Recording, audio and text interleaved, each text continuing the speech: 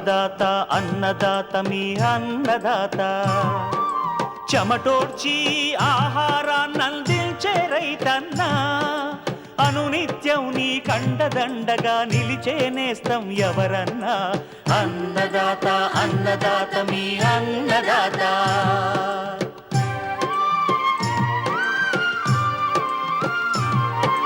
నూతన రీతుల సాగుబడికి నూరింతలు పెరిగే దిగుబడికి సూచనలిచ్చే సస్య రక్షణకు పశు పోషణకి శాస్త్ర విజ్ఞానం అందించి ముందుకు నడిపే తెలుగు రైతు భారతదేశానికి మకుటం అయ్యేలా తీర్చిదిద్దే ఆశయంతో మిమ్ము మేలు కొలిపేది అన్నదాత అన్నదాత అన్నదాత మీ అన్నదాత అన్నదాత అన్నదాత మీ అన్నదాత. అన్నదాత ప్రేక్షకులకు నమస్కారం. ఈనాటి ముఖ్యాంశాలు: వరిలో సల్ఫైడ్ విష ప్రభావం కారణాలు, సవరించుకునే మార్గాలు, వేసవి బీర సాగుకు అనువైన రకాలు, సాగులో మెలకువలు, సాగు రంగంలో కోతల యాజమాన్యం,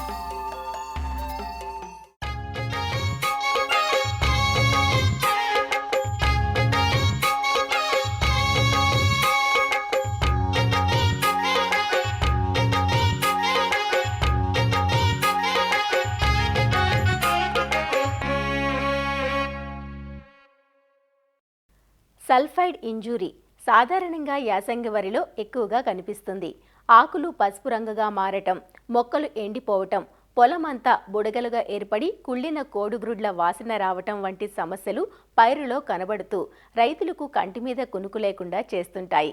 దీన్ని సల్ఫైడ్ ఇంజూరీగా గమనించాలంటూ అసలు వరిలో సల్ఫైడ్ విష ప్రభావం ఏర్పడడానికి గల కారణాలు, నివారణకు చేపట్టాల్సిన చర్యల గురించి సూచనలు అందిస్తున్నారు ప్రొఫెసర్ జయశంకర్, తెలంగాణ రాష్ట్ర వ్యవసాయ విశ్వవిద్యాలయం రాజన్ నగర్ వ్యవసాయ పరిశోధనా స్థానం శాస్త్రవేత్త డాక్టర్ ప్రభాకర్ రెడ్డి.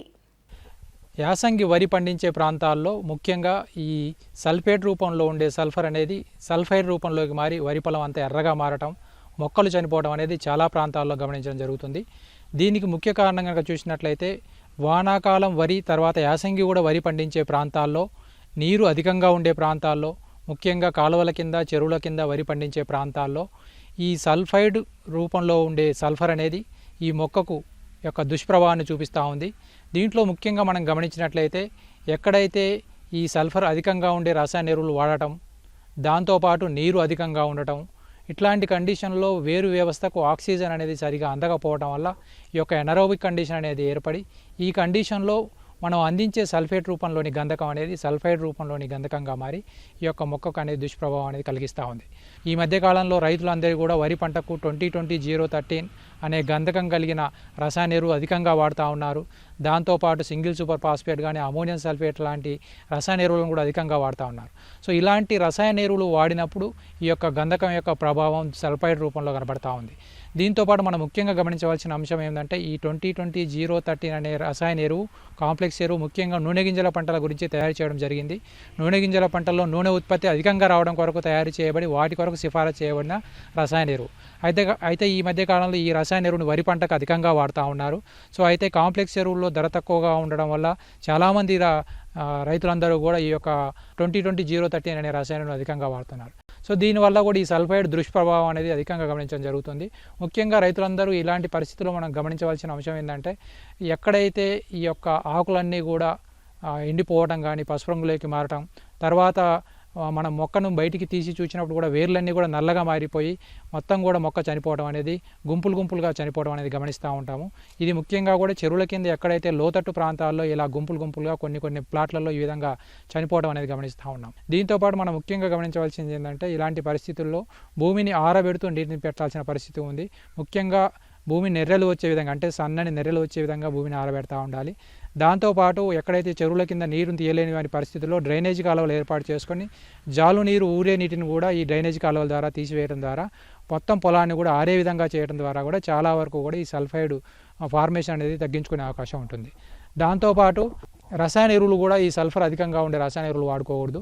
దాంతోపాటు సల్ఫైడ్ అధికంగా ఉన్న పరిస్థితుల్లో భూమిలో మనము యూరియా, పొటాష్ లాంటి పోషకాలు వేసినప్పుడు కూడా తీసుకోలేని పరిస్థితి ఉంటుంది. కాబట్టి ఇలాంటి పరిస్థితుల్లో పోషకాలను పైపాటుగా పిచికారీ చేసుకోవాల్సిన అవసరం ఉంటుంది. దీనికి గాను 1 లీటర్ నీటికి 5 గ్రాములు 13-0-45 కరిగించుకొని పైపాటుగా పిచికారీ చేసుకోవడం ద్వారా మనం ఈ యొక్క పోషకాలు అందించుకునే అవకాశం ఉంటుంది. దాంతోపాటు మనం ముఖ్యంగా గమనించవలసిన అంశం ఏంటంటే ఇలాంటి నేలల్లో పంట అయిపోయిన తర్వాత నేలంతా కూడా లోతు దిక్కులు చేసి ఆరబెట్టుకోవడం ద్వారా కూడా చాలా వరకు కూడా ఈ యొక్క దుష్ప్రభావాన్ని మనం తగ్గించుకునే అవకాశం ఉంటుంది. దీంతోపాటు ఇలాంటి నేలల్లో మనం ముఖ్యంగా ఎక్కువగా భూమి అంతా కూడా బుడిగెత్తినట్టు కనబడుతుంది. భూమి అంతా కూడా మెత్తగా మారి లోపలికి దిగబడటం అనేది మనం గమనించడం జరుగుతూ ఉంటుంది.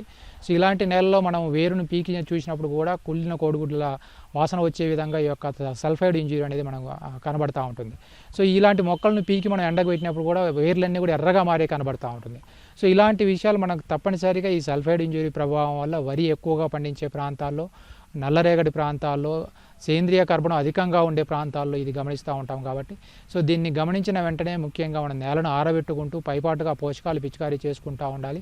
తర్వాత రాబోయే సీజన్కి మనం ఈ నల్లరేగడి నేలలో, బరువు నేలల్లో ఒక మడికి 1 నుంచి 2 ట్రాలీల ఎర్రమట్టిని కలిపివేయటం ద్వారా, సమానంగా చేసుకోవడం ద్వారా, భూమిని కూడా లెవెల్గా చేసుకోవడం ద్వారా కూడా చాలా వరకు ఈ యొక్క సల్ఫైడ్ అనేది తగ్గించుకునే అవకాశం ఉంటుంది. దీని ద్వారా ఈ యొక్క ఎనరోబిక్ కండిషన్ అనేది ఏర్పడకుండా ఈ యొక్క సల్ఫైడ్ యొక్క ప్రభావం అనేది మొక్క మీద పడకుండా మనం చాలా వరకు జాగ్రత్తలు తీసుకునే అవకాశం ఉంటుంది. ప్రస్తుత యాసంగి పరిస్థితుల్లో కనుక ఇలాంటి ప్రభావం కనపడినప్పుడు మనం ఒక 25 కిలోల యూరియాకి ఒక 150 గ్రాముల కార్బనిజం మ్యాంకోజబ్ అనే కాంబినేషన్ కలిగిన స్ప్రింట్ అనే మందుని కలిపి వేసుకోవడం ద్వారా కానీ, లేదంటే పైపాటుగా పిచికారీ చేసుకోవడం హెక్సాకొనజోల్ 2 ml 1 లీటర్ నీటి కలిపి పైనుంచి పిచికారీ చేసుకోవడం ద్వారా కూడా ఈ యొక్క కుళ్ళిన వేర్లను చాలా వరకు రికవరీ చేసుకొని ఈ యొక్క సల్ఫైడ్ దుష్ప్రభావం నుంచి పంటను కాపాడుకునే అవకాశం ఉంటుంది.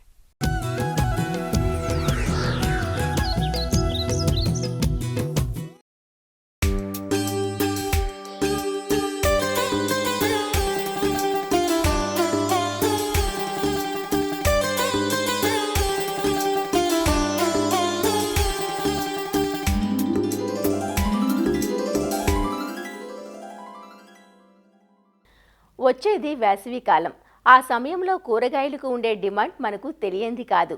అందున చలువ కూరగాయలైన సొర, బీర, పొట్ల, దోస వంటి నీటి శాతం ఎక్కువ ఉండే కూరల వినియోగం మరీ ఎక్కువ. అందుకే ఆ డిమాండ్ను అందిపుచ్చుకోవాలంటే అప్పటికల్లా మార్కెట్కు పంటను అందించాల్సి ఉంటుంది. దానికోసం రైతులు జనవరి నుంచే వేసవి పంటలు విత్తుకోవడం మొదలు పెడతారు. ముఖ్యంగా బేరును జనవరి 2వ పక్షం నుంచి ఫిబ్రవరి ఆఖరు వారం వరకు విత్తుకోవడానికి అనువైన సమయం. మంచి ఆదాయం కోసం ఒకేసారి కాకుండా దఫదఫాలుగా విత్తుకుంటే ఎక్కువ కాలం మార్కెట్ చేసుకోవడంతో పాటు మంచి ధర దక్కించుకునే అవకాశం ఉంది. మరి వేసవి బీర సాగుకు అనువైన రకాలు, సాగులో పాటించాల్సిన మెలకువలను తెలియజేస్తున్నారు ఆచార్య ఎన్జీ రంగా వ్యవసాయ విశ్వవిద్యాలయం, శ్రీకాకుళం జిల్లా ఆముదాల వలస ఏరువాక కేంద్రం శాస్త్రవేత్త డాక్టర్ పి వెంకట్రావు. ముఖ్యంగా బేర అనేది మన ప్రాంతంలో ఎక్కువగా ప్రాచుర్యంలో ఉంది. వేసవి వచ్చేసరికి కూరగాయలు ముఖ్యంగా బేర అనేది చాలా సాగు చేస్తారు. ఎందుకంటే అనుకూలము, తక్కువ క్వాంటిటీలో రోజు నిత్యం అమ్ముకోవడానికి కూడా అవకాశం ఉంటుంది. కాబట్టి స్టాగర్డ్ సోయింగ్ పాటించాలి. అయితే ముఖ్యంగా మనం విత్తేటప్పుడు ఏంటంటే ఈ వేసవిలో విత్తుకున్నప్పుడు మనకి జనవరి చివరి వారం నుంచి ఫిబ్రవరి చివరి వారం వరకు కూడా విత్తుకోవచ్చు. ఇంకా నీటి వసతి పందిరిగాని వేసుకున్న రైతులు అయితే మార్చి, ఏప్రిల్ వరకు కూడా వేసుకోవచ్చు, బోర్ దగ్గర నీటి సదుపాయం ఉన్నప్పుడు. బీరలో రకాల విషయానికి వచ్చేసరికి ఏంటంటే మనకి మార్కెట్లో మంచి గిరాకీ ఉన్న రకాల్లో జగిత్యాల లాంగ్ అనే రకం, జైపూర్ లాంగు, అలాగే పూసా నందారు వేసవికి బాగా అనుకూలం. అది కూడా అలాగే అర్క సుజాత, అర్క సుమిత్, అదేవిధంగా అర్క ప్రసన్, అర్క విక్రమ్, ఈ రకాలు ఎక్కువగా మనకి మార్కెట్లో అందుబాటులో ఉన్నాయి. అదేవిధంగా అధిక దిగుబడి ఇచ్చే రకాలు. మనకు సుమారుగా 600 నుంచి 800 గ్రాములు విత్తనాలు మనకి ఎకరానికి సరిపోతాయి. కాబట్టి ఈ రకాలను ఎంచుకోవచ్చు. నాటేటప్పుడు ఏంటంటే తప్పకుండా విత్తన శుద్ధి చేసుకోవాలి. విత్తన శుద్ధి ఏంటంటే 1 కిలో విత్తనానికి 3 గ్రాముల థైరము లేదా మ్యాంకో జబ్బును కానీ కలిపి మనం విత్తన శుద్ధి కానీ చేసుకున్నట్టయితే చీడపీడలను తట్టుకునే శక్తి వస్తుంది. కాబట్టి ఆ విధంగా చేసుకోవచ్చు. అదేవిధంగా ఆర్గానిక్ మోడ్లో మనం ఒక వెళ్ళాలనుకుంటే 1 కిలో విత్తనానికి 2 నుంచి 4 గ్రాముల వరకు ట్రైకోడర్మా విరిడిని పట్టించి కానీ చేసుకున్నట్టయితే సరిపోతుంది. అదేవిధంగా ముఖ్యంగా మనం వేసవిలో సాగు చేస్తాం కాబట్టి వరుసల మధ్య 2 మీటర్లు ఉండేటట్టుగా, అదేవిధంగా మొక్కల మధ్య పాదుల మధ్య 50 సెంటీమీటర్ల నుంచి 70 సెంటీమీటర్లు ఉండేటట్టుగా మనం చూసుకున్నట్టయితే గాలి వెలుతురు బాగా తగిలి మొక్కల సాంద్రత సరిగా ఉండి మంచి దిగుబడి రావడానికి అవకాశం ఉంటుంది. అయితే భూమి మీద పాకించే బదులుగా మనం ఈ బోధులు తయారు చేసుకుని దానికి ఊతం ఇవ్వటం, కర్రలు కానీ మనకి పోల్స్ కానీ వైరింగ్ ఇచ్చుకొని కానీ చేసుకున్నట్టయితే మనకు నాణ్యమైన దిగుబడి, అధిక దిగుబడి రావడానికి అవకాశం ఉంటుంది. అయితే ఎరువుల విషయానికి వచ్చేసరికి ఏంటంటే ఎకరానికి 8 నుంచి 10 టన్నుల పశువుల ఎరువును వేసుకోవాలి. అదేవిధంగా 32 నుంచి 40 కిలోల భాస్వరం, 16 నుంచి 20 కిలోల పొటాష్ ఇచ్చే ఎరువుల్ని చివరి దిక్కులో వేసుకోవాలి. ఆ తర్వాత నత్రజని ఇచ్చే ఎరువులు అంటే 32 నుంచి 40 కిలోల నత్రజని ఇచ్చే ఎరువులని 2 సంభాగాలకు చేసుకొని 25 నుంచి 30 రోజులప్పుడు ఒకసారి, అలాగే పూత పిండి దశలో కూడా ఒకసారి ఇచ్చుకోవాలి. కలుపు నివారణ మరియు అంతర్కృషి విషయానికి వచ్చరికి ఏంటంటే కలుపు మొక్కల్ని ఎప్పటికప్పుడు తీసివేయాలి. అలాగే విత్తిన వెంటనే పిండి మిత్తులైన మందుని 1 లీటర్ నీటికి 5 మిల్లీలీటర్ చెప్పుకొని మనం పిచికారి చేసుకున్నట్టయితే, అది ముఖ్యంగా 24 నుంచి 48 గంటల లోపు కానీ పిచికారి చేసుకున్నట్టయితే ఈ కలుపు మొలకనివ్వకుండా చేయడానికి అవకాశం ఉంటుంది. తర్వాత వచ్చే కలుపుకి అంతర్కృషి చేసుకోవడమే ప్రధానం. అయితే ఇక్కడ బేర్లో మనం ప్రధానం ఏంటంటే ఈ ఆడ పువ్వులు మగ పువ్వులు కాంబినేషన్ అనేవి 3 ఆడ ఉంటాయి, మగ ఉంటాయి, ఆడ మగ కలిసి ఉంటాయి. ఈ వేసవిలో చేస్తున్నప్పుడు ఉష్ణోగ్రత కూడా ఎక్కువగా పెరిగినప్పుడు ఈ మగ పువ్వులు ఎక్కువగా వచ్చేస్తాయి. దాన్ని నివారించుకోవడం కోసం ఏంటంటే 1 లీటర్ నీటికి 3 గ్రాములు చొప్పున బోరాక్స్ కలుపుకొని మనం పిచికారి చేసుకున్నట్టయితే ఈ ఆడ పువ్వులు ఎక్కువగా రావడానికి అవకాశం ఉంటుంది. అదేవిధంగా సిసిసి అంటాం, అంటే వెజిటేటివ్ గ్రోత్ ఎక్కువ పెరగకుండా ఉండడం కోసం CCC అంటాము. సిసిసి 250 మిల్లీగ్రాములు 1 లీటర్ నీటికి, లేదా మ్యాలిక్ హైడ్రోజైడ్ అనేది 50 మిల్లీగ్రాములు 1 లీటర్ చొప్పున కలిపి మనం పిచికారి చేసుకుంటే మనకి ఎక్కువగా ఈ ఆడపూలు ఎక్కువగా రావడానికి అవకాశం ఉంటుంది. కాబట్టి ఈ విధంగా రైతు సోదరులు బేర సాగు చేసినప్పుడు ఈ జాగ్రత్త తీసుకోవాలి.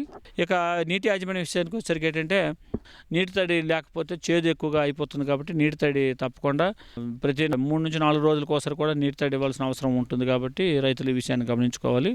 అదేవిధంగా ఇందులో సస్యరక్షణ విషయానికి వచ్చేసరికి ఏంటంటే మనకి వేసవిలో మనం ముఖ్యంగా బూడిద తెగులు కూడా ఎక్కువగా రావడానికి అవకాశం ఉంటుంది. కాబట్టి ఈ బూడిద తెగులు వచ్చినప్పుడు ఏంటంటే ఈ శిలీంధ్రం పైన తెల్లని పౌడర్లాగా ఆకుల మీద ఏర్పడడం జరుగుతుంది. మన ఫోటోసిన్థసిస్ సరిగా జరక్క, అంటే కిరణజన్య సంయోగక్రియ జరక్క ఆహారం అందరక ఎండిపోవడం అయిపోతుంటుంది. అయితే ఈ ముఖ్యంగా గుమ్మడి జాతి రకాలు, అందులో ముఖ్యంగా ఈ బీర సాగు చేసినప్పుడు దీనికోసం సల్ఫర్ వాడకూడదు.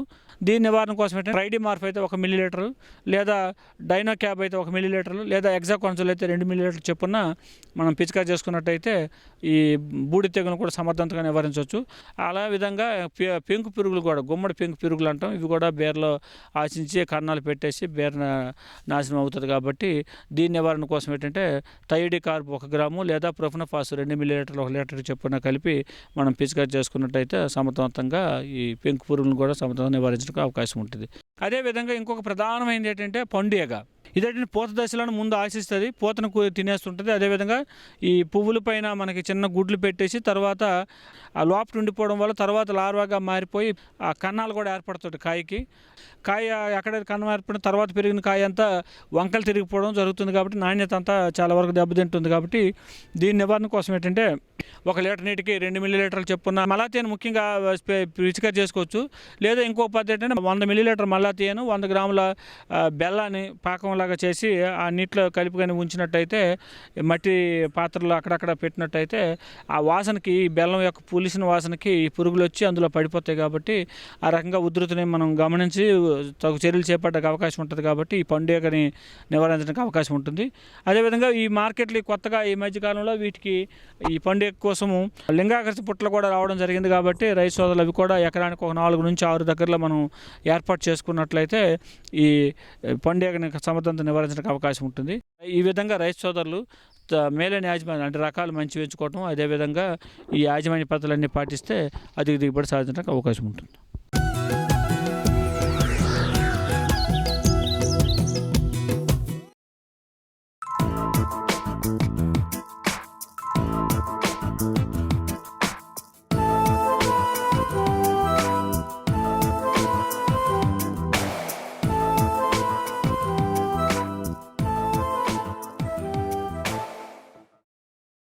ఇటీవలి కాలంలో వ్యవసాయ పంటలకు వన్యప్రాణులు భారీ నష్టం కలిగించడం చూస్తూ ఉన్నాం. అడవి పందులు, దున్నలు, కోతులు, జింకలు, ఏనుగులు వంటివి పంట పొలాలపై దాడి చేస్తూ రైతులకు అపార నష్టం కలిగిస్తున్నాయి. అడవులకు సమీపంగా ఉన్న సాగు ప్రాంతాల్లో కోతుల సంచారం ఎక్కువగా ఉంటోంది. రైతులు టపాసులు పెట్టి బెదిరించడం, కొన్నిసార్లు కొండముచ్చులను తెచ్చి కాపలా పెట్టించడం చేస్తుంటారు. కోతులను బెదరగొట్టే కొన్ని పద్ధతులను అఖిల భారత సకశేరుక చీడల యాజమాన్య విభాగం వారు ఇటీవలే రూపొందించారు. ఈ వినూత్న సాంకేతిక పరిజ్ఞానాన్ని రైతులకు చేరవేస్తున్నారు. కోతుల బెడదను నియంత్రించే వివిధ పద్ధతుల గురించి తెలియజేస్తున్నారు ఆచార్య ఎన్జీ రంగా వ్యవసాయ విశ్వవిద్యాలయం మార్టేరు వరి పరిశోధనా స్థానం ప్రిన్సిపల్ ఇన్వెస్టిగేటర్ డాక్టర్ నామాల శ్రీనివాసరావు. రాష్ట్ర రైతాంగం ఎదుర్కొంటున్న సమస్యల్లో కోతుల బెడద చాలా ప్రాముఖ్యంగా ప్రధానంగా మనం చెప్పుకోవచ్చు. ముఖ్యంగా అటవీ పరివాహక ప్రాంతాల్లో, అంటే అడవులకు దగ్గరగా ఉన్న వ్యవసాయ భూముల్లోని, అదేవిధంగా ఎక్కడైతే మనకి కొబ్బరి లేదా పామాయిలు, ఈ జీడి మామిడి తోటలు ఏ ప్రాంతాల్లో ఉన్నాయో ఆ ప్రాంతాలకు దగ్గరగా ఉన్న వ్యవసాయ భూముల్లో ఈ యొక్క కోతుల బెడద అనేది ఇటీవల కాలంలో చాలా ఎక్కువైనట్టు మనం గమనించడం జరిగింది. కొన్ని ప్రాంతాల్లో అయితే ఈ యొక్క కోతుల బెడద తట్టుకోలేక రైతులు వ్యవసాయాన్ని కూడా వదిలిన పరిస్థితులు అనేది మనం గమనిస్తూ ఉన్నాం. ముఖ్యంగా 3 రకాల కోతి జాతులు అనేవి మనం గమనిస్తూ ఉంటాం. ఒకటి కొండ కోతులు, అంటే వీటికి పొడవాటి తోక ఉంటుంది. అదేవిధంగా ఈ హనుమాన్ లంగూర్, దీన్నే కొండ ముచ్చులు అంటాం. నల్లటి ముఖం ఉండి పెద్ద సైజులో చాలా పెద్ద తోక కలిగి ఉంటుంది. తక్కువ గుంపులుగా అవి తిరుగుతూ ఉంటాయి. ఈ 2 కాకుండా పండు కోతి లేదా ర్యాషెస్ మకాక్గా మనం వ్యవహరిస్తూ ఉంటాం. అంటే దీనికి పొట్టిపాటి తోక కలిగి ఈ మొహము, అదేవిధంగా ఈ యొక్క వెనుక భాగం, అంటే ఈ గుద భాగం అనేది ఎర్రగా ఉండడం అనేది గమనిస్తూ ఉంటాం. ఈ యొక్క కోతికి గల ఒక ప్రత్యేక లక్షణం కనుక చూసినట్లయితే, ఇవి మనిషి యొక్క ఆవాస ప్రాంతాలకి దగ్గరగా ఉంటూ మనుషులతో మిళితమైపోయి మనుషులు వదిలేసిన ఆహార వ్యర్థ పదార్థాలను కూడా తిని వాళ్ళతో మమేకమై జీవించగలిగే నేర్పరితనము, పోట్లాడే తత్వము ఉండడం వల్ల ఈ యొక్క కోతుల సమస్య అనేది ఎక్కువగా మనం గమనిస్తూ ఉన్నాం. ఈ యొక్క కోతులు అనేవి మన వైల్డ్ లైఫ్ ప్రొటెక్షన్ యాక్ట్, వన్యమృగ చట్టం ప్రకారము షెడ్యూల్ 3లో ఉంటాయి కాబట్టి వాటిని సంహరించడానికి మనకి ఏ విధమైన అధికారాలు ఉండవు. ప్రత్యేకంగా చట్టం చేసి ఏదైనా పర్మిషన్ ఇస్తే తప్ప మనం వాటిని సంహరించడం అనేది చట్టరీత్యా నేరం. కనుక ఈ కోతుల్ని మన పొలాల్లోకి ఎంటర్ కాకుండా, అంటే మన పొలాల్లోకి వచ్చి నష్టం చేయకుండా మనం వాటిని వివిధ పద్ధతుల ద్వారా మనము వాటిని వెళ్ళగొట్టాల్సిన పరిస్థితి ఏర్పడింది. రకరకాల పద్ధతులు ఉన్నాయి. అంటే ఏంటి, ఈ యొక్క పంగలకర్రలో రాళ్ళు వేసి కొట్టడం కానీ, కొన్ని ప్రాంతాల్లో డప్పులు వాయించడం కానీ, కుక్కలను కాపలా పెట్టడం కానీ, లేదా ఈ కొండముచ్చులను, ట్రైన్ అయిన కొండముచ్చులను కాపలా పెట్టడం కానీ, మనుషులు కాపలా ఉండడం కానీ మందలుగా, లేదా ఇతర అంటే కొన్ని శబ్దాలు చేయడం, టపాసులు పేల్చడం కానీ, ఇట్లాంటి రకరకాల యొక్క కార్యక్రమాలు రైతులు చేపడుతుంటారు. అయినప్పటికీ కూడా అవి 1-2 రోజులు సత్ఫలితాలు ఇచ్చినప్పటికీ మళ్ళీ అవి వాటికి అలవాటు పడిపోయి మరలా మన యొక్క వ్యవసాయ భూముల్లోకి వచ్చి మన పంటలకు విపరీతమైన నష్టం అనేది కలుగు చేస్తుంది. వరి, ప్రత్తి, మొక్కజొన్న, మినుము, పెసర అన్ని పంటల్లోని కూడా ఈ యొక్క కోతుల సమస్య అనేది మనం విపరీతంగా పెరిగిపోవడం అనేది గమనించాం. మరి ముఖ్యంగా పామాయిల్ తోటలు ఎక్కడైతే ఉన్నాయో వాటిల్లో అడవి నుంచి వచ్చిన ఈ కోతు యొక్క సమూహాలు విడిపోయి మరియు మళ్ళీ అవి కొత్త సమూహాలుగా ఏర్పడి ఈ పామాయిలు, కొబ్బరి, ముఖ్యంగా పామాయిల్ తోటల్లో అవి స్థిర నివాసం ఏర్పరచుకొని, అంటే వాటి యొక్క వృద్ధికి, వాటి యొక్క నివాసానికి చాలా అనుకూలంగా చల్లని వాతావరణము, అదేవిధంగా అవి ఒకసారి పామాయిల్ చెట్టు కనుక ఎక్కినట్లయితే ఎవరికి కూడా కనిపించవు. అంటే వాటి కమ్మల్లో దాక్కుని ఎవరికి కనిపించకుండా రక్షణ పొందుతూ ఆ చుట్టుపక్కల ఉన్న వ్యవసాయ భూములపైన విపరీతంగా దాడి చేసి మనకి నష్టం అనేది కలుగు చేస్తూ ఉంటుంది. అంటే మన మారుటేరు వరి పరిశోధనా స్థానంలో ఉన్న అఖిల భారత సకశేరుక చీడల యాజమాన్య అనుబంధ విభాగంలో మనం గత 3-4 సంవత్సరాలుగా పరిశోధనలు చేసి 1 లేదా 2 పద్ధతులు చాలా చక్కగా కోతుల్ని నియంత్రించడానికి ఉన్నాయనేది మనం గమనించడం జరిగింది. అందులో ముఖ్యంగా ఏంటంటే ఒకటి వల కట్టుకునే పద్ధతి. అంటే మనం సుమారుగా 7 అడుగుల వరకు పొలం చుట్టూ గనక ఈ యొక్క నైలాన్ వలను గనక మనం ఒక కమ్మల లేదా కర్రల సహాయంతో మన ఈ మొక్కజొన్న కానీ ఇతర పంటల్లో మన చుట్టూ కట్టుకున్నప్పుడు కోతులు ఏంటంటే ఆ వలలోకి అవి చిక్కుకొని పోతాయని భయంతో వాటి యొక్క పంటలను ఆ వల కట్టిన పొలాల్లోకి వెళ్లకుండా నష్టం అనేది తగ్గుతూ ఉంటుంది. సో దీనికన్నా కూడా ముఖ్యంగా ఇటీవల కాలంలో మనము రైతాంగానికి చెప్తున్నది ఏంటంటే ఈ యొక్క సోలార్ ఫెన్స్ వేసుకోవడం వల్ల కోతులను సమర్థవంతంగా పొలాల్లోకి రానివ్వకుండా మనం చేయడం అనేది సాధ్యపడుతుంది. అంటే రైతులు సోలార్ ఫెన్స్ అనగానే చాలా ఖర్చుతో కూడుకున్నది, లక్షల రూపాయలు వెచ్చించాలనే భయంతో ఈ ముందుకు అనేది రావడం అనేది జరగదు. కాకపోతే మన పరిశోధనా స్థానం నుండి తక్కువ ఖర్చుతోటే అంటే రైతుకు లభ్యత అయ్యే యొక్క ఈ వస్తువులతో అంటే కొండకర్రలు కానీ వెదురు బొంగులు కానీ లేదా మనకు బైండింగ్ వైర్ అంటే ఇనుప తీగ, టైరు ముక్కలు, చూపు ముక్కలు ఇట్లాంటివన్నీ కూడా రైతు ఆయన యొక్క పల్లెటూరులోనే లభ్యమవుతూ ఉంటాయి. అట్లాంటి పరికరాలని మెటీరియల్స్ని వాడి తక్కువ ఖర్చుతో మనం సోలార్ ఫెన్స్, సోలార్ కంచె అనేది ఎలా ఏర్పాటు చేసుకోవాలనేది మన పరిశోధనలు చేసి సుమారు కనీసం 25-50 ప్రాంతాల్లో పెట్టి వివిధ పంటల్లో పెట్టి వాటి నుంచి మంచి సత్ఫలితాలను అందించడం గమనించిన తరువాత రాష్ట్ర రైతాంగానికి మనం ఇది చెప్పడం జరుగుతుంది. ప్రతి 12-20 అడుగులకి రైతులు 6.5 అడుగులు లేదా 7 అడుగులు ఉన్న వెదురు బొంగులు కానీ కొండకర్రలు కానీ కొద్దిగా ఆరిన కర్రలను తీసుకొని 1 అడుగున్నర భూమిలోనికి గట్టిగా పాతుకొని పొలం చుట్టూ మనం ఎక్కడైతే ఈ యొక్క సోలార్ ఫెన్స్ అనేది మనం వేయాలనుకుంటున్నామో దాని చుట్టూ ఏర్పరుచుకొని ఈ యొక్క తీగ మన ఇనుప తీగను మనకు మార్కెట్లో అది కేజీ 100 రూపాయల నుంచి 150 రూపాయల ఖరీదులో లభ్యమవుతుంది. అట్లాంటిది మన ఎకరానికి ఒక 10 నుంచి 12 కేజీలు తీగ అనేది అవసరం పడుతుంది. ఈ యొక్క తీగని కర్రల చుట్టూ చుట్టుకుంటూ టైట్గా ఒక 5 వరుసల్లో మనం ఏర్పరచుకోవాలి. భూమికి ఒక 6 అడుగు ఎత్తులో మొదటి తీగను, తరువాత 1 అడుగు, తర్వాత అడుగు పెంచుకుంటూ ఈ కర్ర చివరి వరకు మనం ఈ యొక్క తీగలను అమర్చుకున్నప్పుడు మనం మనకి మార్కెట్లో లభ్యమయ్యే సోలార్ బ్యాటరీ ఆ యూనిట్ అనేది మనకు లభ్యతలో ఉంది. ఈ సోలార్ కంచుకు వాడే ఒక ప్యానలు, ఒక బ్యాటరీ, అదేవిధంగా మనకు స్విచ్ బోర్డుతో కలిపి మనకి మార్కెట్లో 12 నుంచి 16,000 రూపాయల మధ్యలో మనకి ఈ యొక్క యూనిట్ అనేది లభ్యమవుతుంది. అంటే రకరకాల కంపెనీలు ఇవి మనకి అందుబాటులోకి తీసుకొచ్చాయి. ఈ యొక్క అట్లాంటి యూనిట్ మనకి సాధారణంగా 12 వోల్టుల కరెంట్ అనేది ఇస్తుంది. దీని మీద ప్యానల్ ఉంటుంది. మనం చక్కగా ఒక రాట పాతుకొని లేదా ఒక ఇనుప గొట్టానికి మనం అది ఏర్పరచుకున్నప్పుడు పైన ఉన్న ప్యానల్లో మనకి ఈ సూర్యరశ్మి ద్వారా వచ్చిన ఈ యొక్క విద్యుత్ శక్తి అనేది మనకు ఆ సోలార్ బ్యాటరీ అనేది ఉంటుంది లోపల.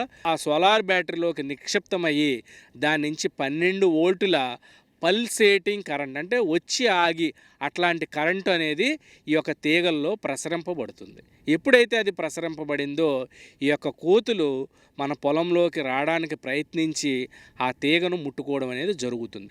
అట్లాంటి సందర్భాల్లో ఎప్పుడైతే ఈ పల్సేటింగ్ కరెంట్ అనేది ఒక్కసారిగా దాన్ని షాకు గురి చేస్తుంది. కానీ ఆ షాకు వల్ల ఏ విధమైన ప్రాణ నష్టం అనేది పక్షులకు కానీ, కుక్కలకు కానీ, ఇతర జంతువులకు కానీ, కోతులకు కానీ, మనుషులకు కానీ ఏ విధమైన ప్రాణహాని అనేది ఉండదు. కేవలం అది షాక్ మాత్రమే ఇస్తుంది. ఆ మందలో 1-2 కోతులు అట్లాంటి అనుభవాన్ని పొందినప్పుడు వాటి యొక్క ఈ మెసేజ్ని మొత్తం మంద అంతటికీ తెలియజేసి ఏ ఒక్క కోతి కూడా ఆ యొక్క పొలంలోకి చొరబడడానికి ప్రయత్నించదు. అంటే ఇది కేవలం భయంతో పనిచేస్తుంది. ఈ ఒక యూనిట్ వచ్చేసి మనకి 12 నుంచి 15,000 రూపాయలు యూనిట్ ద్వారా 16,000 రూపాయలు అని చెప్పాము. వేరే మెటీరియల్కి అంటే ఈ బొంగులకి తీగలకి కలిపి సుమారుగా ఒక 4-5 వేల రూపాయలు అవుతుంది. అంటే సుమారుగా ఒక 20,000 రూపాయలతో ఒక 5 నుంచి 8 ఎకరాల వరకు కూడా రైతు ఈ యొక్క తన యొక్క పంటను అంటే ఎకరానికి సుమారుగా మీకు 2,000-3,000 రూపాయల లోపే ఈ యొక్క ఖర్చు అవుతుంది. కాకపోతే రైతులు ఈ కోతుల నుంచి పారదోలడానికి ఒక మనిషిని పెట్టుకుంటే నెలకి 10 నుంచి 15,000 రూపాయలు ఛార్జ్ చేసిన సందర్భాలు కూడా ఉన్నాయి.